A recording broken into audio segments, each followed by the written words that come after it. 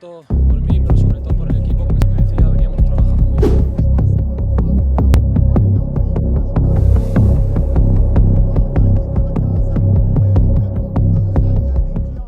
كيقول لك فاش كيجي الخير كيجي بدقه.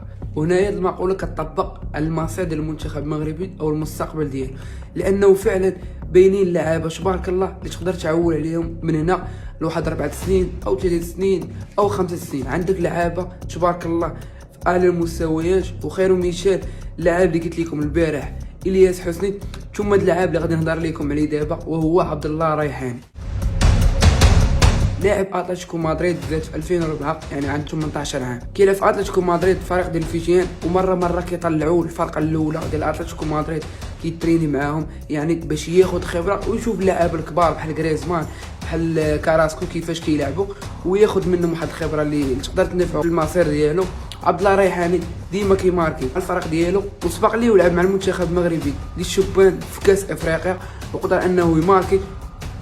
وبزاف ديال صحابو ملقبينه بموراتا، لان طريقه اللعب ديالو كتشبه الموراتا، نفس الفورما نفس طريقه اللعب نفس كيفاش كيماركي.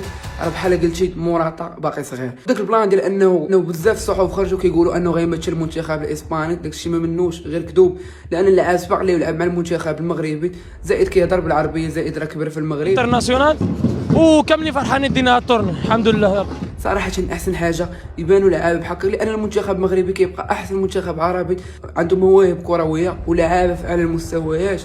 فيكون عندك لاعب يطلع لاتلتيكو مدريد راه ماشي سهل. خلال الفيديوهات اللي ماجيين ان شاء الله غنحاولوا نجبدوا كاع المواهب الكرويه اللي كتلعب في اعلى المستويات، ولما لا نسلطوا الضوء على اللعابه اللي في المغرب وعندهم في رجليهم ان شاء الله، باش نحاولوا اننا نوريوكم كاع اللعابه اللي ماجي ان شاء الله، باش بنادم يعرف شنو كاين من هنا لقدام، واش تسنى شي حاجه زوينه ولا لا. كنقول لكم تسناو راه كاين الخير، وكاينين فيديوهات ان شاء الله على كاع اللعابه اللي يلا طالعين، كاينين بزاف الحمد لله.